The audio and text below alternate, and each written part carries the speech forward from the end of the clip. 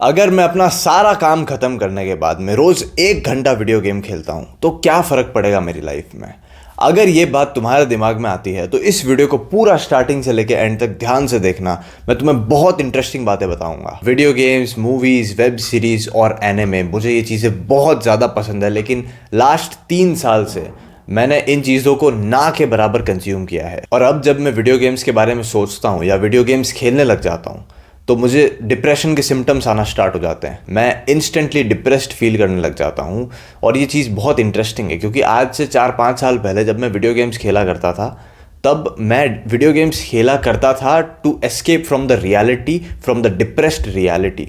और अब यही वीडियो गेम्स मुझे डिप्रेशन फील करवा रहे हैं। You will not realize the slow buildup of depression that you will hit some day. 1 hour of video game is okay. It's just like saying कि 1 घंटा daily workout करने से क्या ही फर्क पड़ेगा। अगर तुम रोज वर्कआउट करते हो 1 घंटा तो एक दिन में तो कुछ नहीं होगा, लेकिन 3-4 साल बाद इमेजिन करो तुम शीशे के सामने से जाओगे and you will be like what the fuck, I am looking good. उसी तरीके से जब तुम रोज 1 घंटा वीडियो गेम्स खेलोगे और 3-4 साल बाद तुम्हें उन वीडियो गेम्स को छोड़ना पड़ेगा और तुम्हें उस फेक रियलिटी से बाहर निकलना पड़ेगा क्योंकि अब तुम पे रिस्पॉन्सिबिलिटीज आ गई है, तब तुम्हें एक बहुत भयंकर धक्का लगेगा कि तुमने इतना बड़ा एम्पायर बिल्ड किया, इतने कॉइन्स, इतनी स्किल्स डेवलप की, पूरी सिटी बिल्ड की, it was all for nothing. वो हजारों घंटे बर्बाद हो गए and you will feel very depressed क्योंकि अब वो चीज़ें नहीं है तुम्हारे पास जो तुम्हें फील कराती थी कि तुम एक वैल्यूएबल इंसान हो। तो सबसे पहला question, how will your life change when you will keep playing video games 1 hour a day for the rest of your life? Like practically सोच के बताओ मुझे। There is no positive impact। क्या पॉजिटिव इम्पैक्ट आ रहा है तुम्हारी life में जब तुम डेली 1 घंटे वीडियो गेम खेलते हो? कुछ भी नहीं। And when you will quit, you will get the feeling of going back in the video games because real life में तुम इतने कूल नहीं हो जितने तुम वीडियो गेम्स में थे। In video games you had resources, you had skills, you had that gun skin and shiny diamond armor and you were very good at it। But जब लोग गेम खेलना छोड़ देते हैं उन्हें रियल लाइफ में डिप्रेस्ड फील होता है, कंप्लीटली डिप्रेस्ड फील होता है क्योंकि रियल लाइफ में वो उतने कूल नहीं है। गेम में तो विनर है बट रियल लाइफ में लूजर्स हैं। रियल लाइफ में उस कैरेक्टर जितनी बॉडी नहीं है, उस कैरेक्टर जितने फिट नहीं है। रियल लाइफ में कोई मज़े नहीं है, बहुत बोरिंग सी लाइफ है। एंड ऑब्वियसली एक्सेप्शंस होते हैं बट बहुत सारे लोग रिलेट कर पा रहे होंगे क्योंकि मैं खुद रिलेट कर पा रहा हूँ भाई। फिलहाल तो मेरे को सीरियसली गेम खेले बहुत बहुत टाइम हो गया है बट मैं तुम्हें कुछ इमेजिन करवाना चाहता हूँ, ठीक है? ध्यान से सुनना मेरी बात और इमेजिन करना मेरे साथ में। Think about a gamer. मैं तुम्हें जब वर्ड बोलता हूँ गेमर तो एक गेमर को इमेजिन करो अपने दिमाग में। तुम्हारे दिमाग में क्या आ रहा है? एक बंदा है पतला सा या बहुत ही मोटा, वो एक छोटे से टाइनी रूम के अंदर रहता है एंड उसका एक पीसी है एंड वही उसकी लाइफ है। He is sad and depressed and बहुत बोरिंग सी लाइफ है एंड वहीं पे वो अपने कंफर्ट जोन के अंदर रहता है। Now think about a traveller. एक ट्रैवलर के बारे में सोचो। वो इंडिया में ट्रैवल कर रहा है अपने दोस्तों के साथ या अकेले, पूरे इंडिया में घूम रहा है वो। एंड इमेजिन करो उसकी लाइफ कैसी है। क्या वो खुश है या उस गेमर की तरह डिप्रेस्ड है? तुम्हारे दिमाग में फोटोज बन रहे होंगे भाई। गेमर के बारे में जब मैंने बोला होगा तुम्हें एक डिप्रेस्ड पतला सा एक आदमी दिख रहा होगा जो कि पूरे दिन गेम खेलता रहता है। एंड जब मैं एक ट्रैवलर के बारे में बोलता हूँ या ट्रैवलर वर्ड सुनते ही तुम्हारे दिमाग में एक बहुत ही इंटरेस्टिंग पर्सनैलिटी का इंसान आता है जो कि बहुत मज़े करता है अपनी लाइफ में एंड उसके बहुत सारे दोस्त है, वो बहुत सारी जगह घूमा है, उसके पास एक्सपीरियंसेस है और उसकी लाइफ बहुत मज़ेदार है, राइट? ये सपने होने चाहिए हमारे, instead of becoming like a gamer और बाइंग अ गेमिंग पीसी। मेरा खुद का ये ड्रीम है। I want to like travel a lot man. There will be a chapter of my life जहाँ पे मैं बहुत ट्रैवलिंग करने वाला हूँ और वो चीज़ बहुत जल्दी होगी, कुछ सालों में मे बी, क्योंकि मैं इतना घुमा नहीं हूँ मेरी लाइफ में and I want to travel man. I want to take all the experiences. So इस तरीके के गोल्स होने चाहिए हमारे। तुम्हें ये याद नहीं रहेगा मरते वक्त कि तुमने जब तुम 21 साल के थे तब तुमने इस तरीके से हेडशॉट मारा था और सब लोग तुम्हारे दोस्त तालियां बजा रहे थे। वो चीज़ें याद नहीं रहेगी भाई। क्या गेमिंग करना ख़राब है? हाँ भाई ख़राब है, but we play games for fun and it's not a problem. जब भी मैं लोगों को बोलता हूँ ना कि भाई तुम गेम्स क्यों खेलते हो तो उनके पास कोई ना कोई बहाना होता है ये प्रूव करने के लिए कि गेमिंग तो बहुत प्रोडक्टिव है। और सबसे कॉमनली ये लोग बोलते हैं कि मैंने उस स्टडी में पढ़ा था कि गेमिंग खेलने से अपने माइंड और हैंड का कनेक्शन इंप्रूव होता है और अपना फोकस बढ़ता है। काम कहाँ आता है ये हैंड और माइंड का कनेक्शन? काम ही नहीं आता भाई। ये कहाँ काम आएगा तुम्हारा हैंड और माइंड का कनेक्शन? काम कहाँ आ रहा है? इट्स ये बहाना है भाई, गेमिंग प्रोडक्टिव नहीं है। तुम कोई भी बहाना बना लो, एक्सेप्ट करो कि मैं गेम खेलता हूँ, मेरे को मज़ा आता है इसलिए मैं गेम खेलता हूँ। प्रोडक्टिव कहीं से नहीं है, मेरा कोई इसमें फ़ायदा नहीं हो रहा, मेरा टाइम वेस्ट हो रहा है, बट मैं खेलता हूँ क्योंकि मेरे को मज़ा आता है, मैं डोपामीन कंज्यूम करने के लिए खेलता हूँ। एक्सेप्ट करो इस चीज़ को भाई। मैं खुद एक्सेप्ट करता हूँ कि मैं कभी भी एनिमे देखूँ या वेब सीरीज़ देखता हूँ या मैं गेम खेलता हूँ तो मैं इसीलिए खेलता हूँ क्योंकि मेरे को मज़ा आता है उस चीज़ में, मेरे को डोपामीन मिल रहा है, मेरे को मज़ा आ रहा है। Gaming is not productive and we play it for fun. Productive तो बिल्कुल भी नहीं है। एक बार ना तुम अपने आप को थर्ड पर्सन के पर्सपेक्टिव से देखो कि तुम कर क्या रहे हो, what are you doing physically. अगर मैं एक प्राइमल होमोसेपियन को उठा के लाऊं और उसे दिखाऊं कि तुम क्या कर रहे हो, तो वो तुम्हारे एक चांटा लगाएगा और तुम्हें शिकार पे लेके जाएगा, अनलेस वो स्क्रीन देख रहे और खुद गेम खेलने लग जाए। I'm personally not a very social person. I love monk mode. I love to stay in my room and work. That's what I enjoy. But जब भी मैं रेगुलरली मेरे दोस्तों से मिलता रहता हूँ या एक ऐसा हफ्ता होता है या ऐसा महीना होता है जिसमें मेरे को मल्टीपल टाइम्स मेरे दोस्तों से मिलना है, तो होता ये है कि एवरी टाइम जब मैं घर पे आता हूँ ना, तो मेरे अंदर एक वो फीलिंग होती है कि नेक्स्ट टाइम मैं जब भी जाऊँ तो मैं फिज़िकली स्ट्रॉन्ग होके जाऊँ और इवन बेटर होके जाऊँ, नए एक्सपीरियंसेस लेके जाऊँ, ताकि वो लोगों को मैं एंटरटेन कर पाऊँ या वो लोगों को मैं दिखा पाऊँ कि I am very strong and I am performing good in that tribe. मैं उस ट्राइब को डोमिनेट कर पाऊँ। वो वाली जो फीलिंग होती है, वो जो मोटिवेशन होता है, अगली बार अपन को जब जाना है अपने दोस्तों से मिलना है तो और बेटर होके जाना है, वो वाला जो मोटिवेशन होता है वो हमें एग्जैक्टली गेम्स के अंदर भी मिलता है। तुम कोई सा भी गेम उठा लो, पबजी ले लो, पबजी के अंदर हम जब भी स्क्वाड में खेलते हैं एंड अगले दिन हमें फिर से खेलना है, तो हमारे दिमाग में हमेशा वो रहता है राइट कि नेक्स्ट टाइम मेरे को और अच्छा परफॉर्म करना है, मेरे को ज़्यादा किल्स लाने हैं ताकि ये लोग मेरी रिस्पेक्ट करें या मेरे को ज़्यादा वैल्यूएबल समझे। इस ट्राइब के अंदर हम चारों के बीच में मेरी वैल्यू बहुत ज़्यादा हो, मुझे MVP बनना है। इस टाइप की फीलिंग्स तुम्हारे अंदर आती है, इस टाइप के मोटिवेशनल थॉट्स तुम्हारे अंदर आते हैं। वीडियो गेम्स और रियल लाइफ में बहुत ज़्यादा सिमिलैरिटी है, इस वजह से हमारा जो ब्रेन है उसको रियल लाइफ से एसोसिएट करने लग जाता है। And it is very important for us, for main like us, कि हम अपने दोस्तों से मिलते रहें रेगुलर बेसिस पे, मेल फ्रेंड्स के साथ, मेल मैस्कुलिन फ्रेंड्स के साथ, और मैं और ज़्यादा एक्यूरेट होकर बोलूँ तो मेल मैस्कुलिन अच्छे दोस्तों के साथ। And it's very hard to find such friends. तुम्हें दो तरीके के लोग हर जगह मिल जाएंगे, एक तो एक्सट्रीम लेवल के फेम बॉयज़ और एक एक्सट्रीम लेवल के चूतिए बैड बॉयज़, और वो एकदम स्वीट बॉयज़ जिनमें कॉन्फिडेंस की बहुत कमी होती है। यहाँ पे तो पागलों वाला कॉन्फिडेंस है, दाढ़ी नहीं काट रहे हैं भाई, गंदी यहाँ पे झांटे उगा रखी है। एंड एक आते हैं थर्ड कैटेगरी के जो आदमी होते हैं, वो होते हैं जिनके अंदर एक सॉफ्टनेस भी है, पोलाइटनेस भी है, जो कि ग्रूमिंग भी करते हैं, अपनी स्किन का ध्यान रखते हैं, वो सॉफ्ट साइड भी है, बट साथ में मैस्कुलिन साइड भी है जिसके अंदर उन्हें ग्रो होना है, बिजनेस बिल्ड करना है, फाइनेंशियली फ्री होना है। मैस्कुलिन कैरेक्टर्स भी है इस तरीके के, मिशंस को कंप्लीट करना है, उनकी लाइफ में एक पर्पस है। इस तरीके के लोग बहुत रेयर होते हैं जिनके अंदर ये दोनों साइड का एक मिक्स्ड बैलेंस कॉम्बिनेशन है। ये जो चीज़ है ना, ये एक्चुअल मैस्कुलिनिटी है। यहाँ पे ये फेमिनिन बॉयज़ है, ये मैस्कुलिन बॉयज़ है, एंड ये है चूतिए। जब मैं बहुत छोटा था ना, 7-8 साल का, उस वक्त की बात है, हम किराए के घर में रहा करते थे और मैं स्कूल से आता था 1-2 बजे, और स्कूल से आने के बाद मैं डायरेक्टली होमवर्क करने लग जाता था, जूते उतारे बिना मैं होमवर्क करता था। एंड देन मैं खाना खाने बैठता था, उसके बाद में मैं नमकीन खाते खाते टीवी पे कार्टून्स देखा करता था। एंड मेरे को याद है उस वक्त डोरेमोन चल रहा था टीवी पे, और डोरेमोन के अंदर एक एपिसोड चल रहा था जिसके अंदर उन्होंने नदर्न लाइट्स दिखाई थी, जिसको अरोरा बोला जाता है। एंड मेरे को कभी पता नहीं था कि वो ऐसी कोई चीज़ भी एग्जिस्ट करती है, तो मैंने उस चीज़ को पहली बार देखा एंड उन्होंने बोला अरोरा, एंड मैंने फटाफट मैं उठा, पेंसिल ली मैंने, एंड वहीं पे मेरे पास पेपर नहीं था उस टाइम, मैंने फटाफट, इससे पहले मैं भूल जाऊँ उस वर्ड को, मैंने दीवार पे छोटा सा लिख दिया अरोरा। एंड देन मैं उस एपिसोड को देखने लगा, एंड मैंने वो चीज़ पहली बार देखी थी और मैं बहुत ज़्यादा एक्साइटेड था उस चीज़ के बारे में सर्च करने के लिए। और उस वक्त ना मेरी मम्मी के पास एक फ़ोन हुआ करता था सैमसंग का, जिसके अंदर, जो कि एंड्रॉयड फ़ोन नहीं था बट वो टच स्क्रीन फ़ोन था, एंड उसके अंदर गूगल वगैरह वो सारी चीज़ें हुआ करती थी।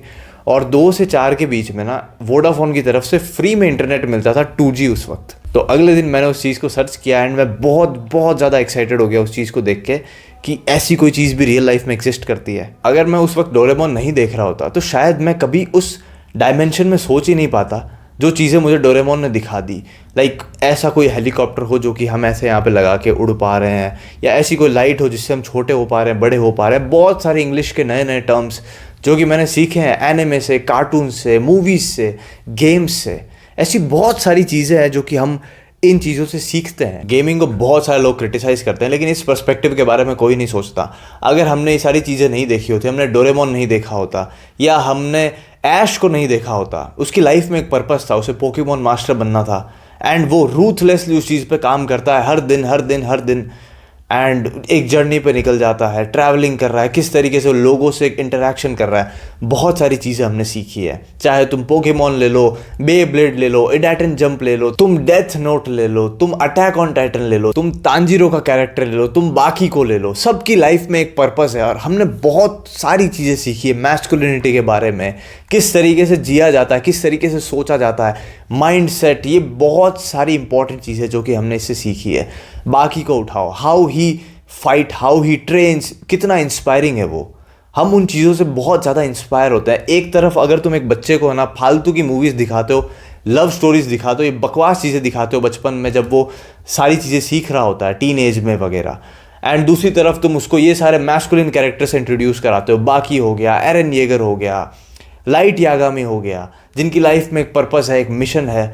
उस बच्चे, ये बच्चा और इस बच्चे के अंदर दिन रात का फ़र्क होगा। ये बच्चा बहुत ज़्यादा मैस्कुलिन हो जाएगा, बहुत ज़्यादा पावरफुल हो जाएगा, बहुत ज़्यादा उसका स्ट्रॉन्ग माइंडसेट होगा, उसकी लाइफ में एक मिशन होगा।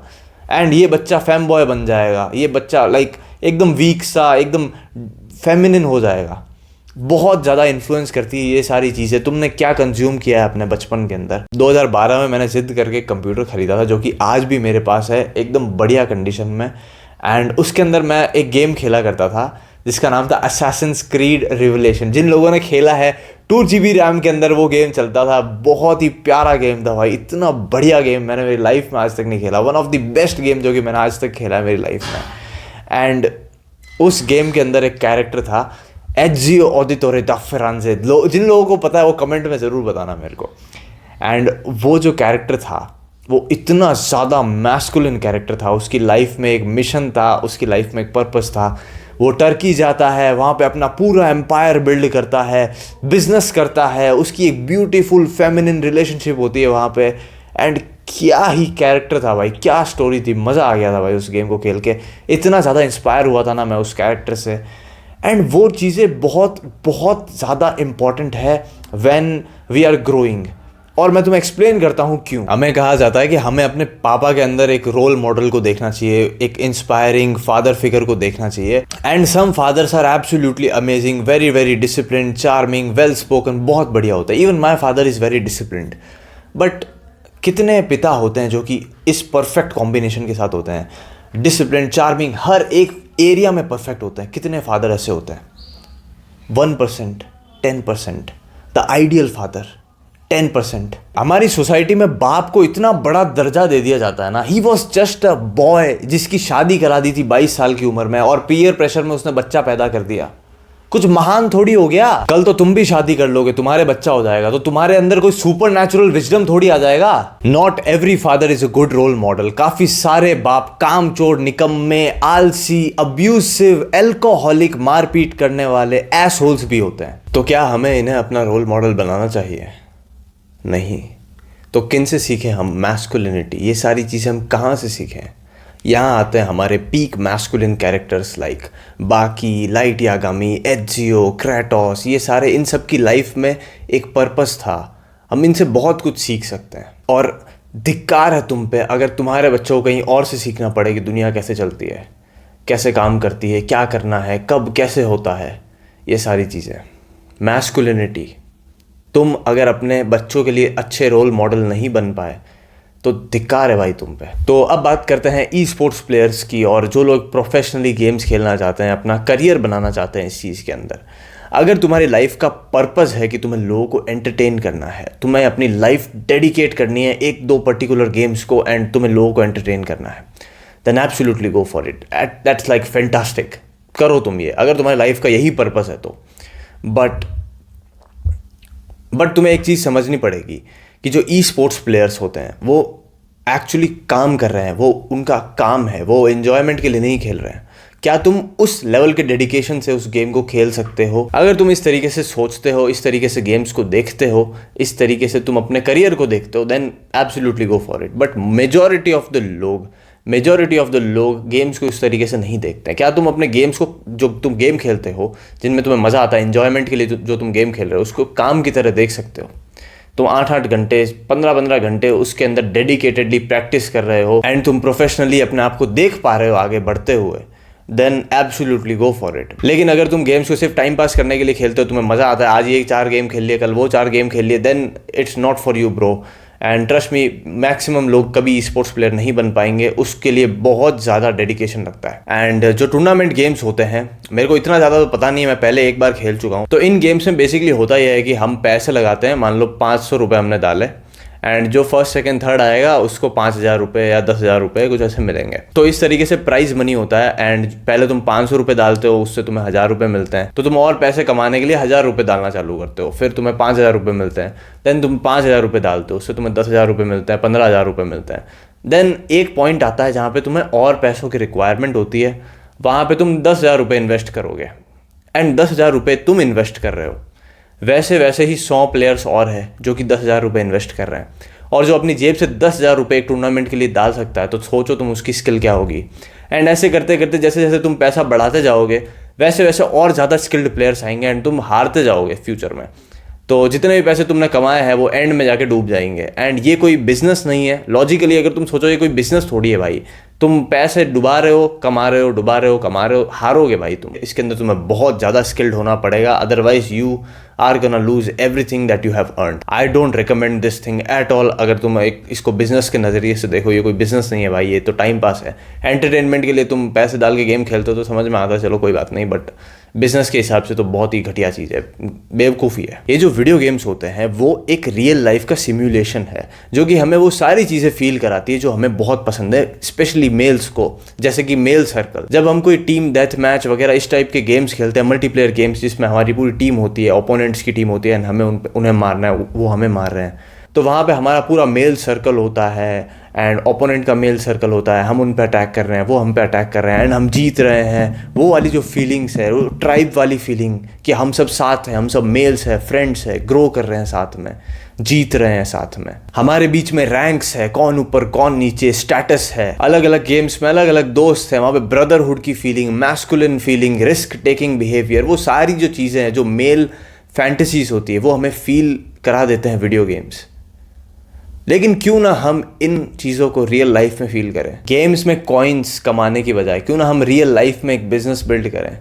गेम्स में अपने दोस्तों के साथ एडवेंचर पे जाने की बजाय क्यों ना हम रियल लाइफ में अपने 4 दोस्तों को बोल दें कि अगले दिन हम सुबह उठ के 4 बजे ठंड में साइकिल लेके कहीं 5 किलोमीटर दूर जाएंगे शहर से, ऐसे ही एडवेंचरस जगह पे घूमने के लिए। रियल लाइफ में क्यों नहीं करते हम ये सारी चीज़ें। ऑनलाइन अपने कमरे में पॉर्न देखने के बजाय क्यों ना हम रियल लाइफ में जाके लड़कियों से बातें करें। गेम्स में स्किल्स डेवलप करने के बजाय क्यों ना हम रियल लाइफ में कोई नई स्किल सीखें। गेम्स हमें वो सारी चीज़ें इतनी आसानी से फील करवा देता है जिन्हें रियल लाइफ में अचीव करना बहुत मुश्किल है या बहुत मेहनत लगती है। गेम्स में स्किल्स डेवलप करना काफ़ी आसान है, रियल लाइफ में मेहनत लगती है। ये इंस्टेंट ग्रेटिफिकेशन है, ये डिलेड ग्रेटिफिकेशन है। तो अब क्या करें, गेम्स खेलना, एनिमे देखना, वेब सीरीज़ देखना कंप्लीटली बंद कर दें। अगर मैं बेस्ट केस सिनेरियो बताऊं तो या कंप्लीटली बंद कर दो। लेकिन मेरे को भी गेम्स खेलना बहुत पसंद है, ये सारी चीज़ें बहुत पसंद है, गेम खेलना, एनिमे देखना, वेब सीरीज़ देखना, और इन चीज़ों के थ्रू हमें नई चीज़ें देखने को मिलती है, नई चीज़ें सीखने को मिलती है जो कि शायद हम रियल लाइफ में कभी ना देख पाए। जैसे कि मैंने जो अरोरा लाइट का एग्जांपल दिया था, वो चीज़ मैं कैसे समझता, मेरे सामने आती कैसे अगर मैंने कभी वो डोरेमोन का एपिसोड नहीं देखा होता। लेकिन एक बहुत ही बेटर अप्रोच हो सकती है इन चीज़ों को कंज्यूम करने की। एक तरफ मान लो कि तुम हर दिन 2-3 घंटे गेम्स खेलते हो एंड तुम्हें 6 दिन लग जाते हैं एक गेम को ख़त्म करने में। देन तुम नेक्स्ट गेम पे कूद जाते हो, देन तुम नेक्स्ट गेम पे कूद जाते हो, फिर नई वेब सीरीज़ देख लेते हो, उसके बाद एक वेब सीरीज़, उसके बाद एक वेब सीरीज़। यहाँ पे तुम कुछ भी नहीं सीख रहे हो, यहाँ पे तुम कुछ एक्सपीरियंस नहीं कर रहे हो। अगर मैं तुम्हें याद दिलाऊँ कि उस गेम में वहाँ पे क्या हुआ था, तुम्हें कुछ पता ही नहीं है। तुम बस उस चीज़ को खेल रहे हो for your entertainment, for dopamine, तुम्हें मज़ा आ रहा है उस चीज़ में, बस इसलिए तुम खेल रहे हो। एंड वो चीज़ इन्फॉर्मेशन ओवरलोड कर रही है तुम्हारे दिमाग में और तुम कुछ भी नया नहीं सीख रहे हो। तो करंटली मुझे ऐसा लगता है कि द बेस्ट अप्रोच क्या होगी इस केस में कि तुम महीने में एक गेम को उठाओ या महीने में एक वेब सीरीज को उठाओ या 3 महीने में एक गेम या वेब सीरीज को उठाओ एंड तुम उस कैरेक्टर को जियो, तुम उन कैरेक्टर्स को एक्सपीरियंस करो, वो किस तरीके से बिहेव करते हैं, उनसे तुम क्या चीज़ें सीख सकते हो एंड 1 महीने तक तुम उन चीज़ों को प्रोसेस करो अपने अंदर, तुम इंस्पायर्ड रहो उन चीज़ों से 1-2 महीने तक, 3 महीने तक, तब तो तुमने कुछ उस गेम से सीखा भी है। फॉर एग्जाम्पल अभी तुम बाकी देख रहे हो एंड देन तुम कूद जाते हो डीमन स्लेयर पे, देन तुम कूद जाते हो जुजुत्सु काइसेन पे, देन तुम कूद जाते हो अटैक ऑन टाइटन पे। इस तरीके से अगर तुम एनिमे देख रहे हो, तुम अपने आप को एंटरटेन कर रहे हो। एंड सेकंड सिनेरियो में तुमने बाकी देखा एंड तुमने देखा कि वहाँ पे फाइटिंग हो रही है एंड बाकी की लाइफ में एक पर्पस है, 50 चीज़ें तुमने सीखी, बाकी किस तरीके से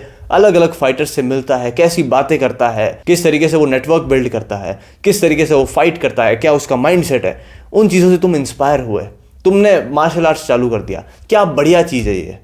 तुम अगर किसी कैरेक्टर से इंस्पायर होकर कुछ पॉजिटिव कर रहे हो तो कितनी बढ़िया चीज़ है ये। तुम 1-2-3 महीने तक तुम्हारे दिमाग में वही घूम रहा है एंड तुमने उससे एक बहुत ही बढ़िया चीज़ सीख ली, तुम मार्शल आर्ट्स में घुस गए। क्या बढ़िया चीज़ होगी तुम्हारे साथ।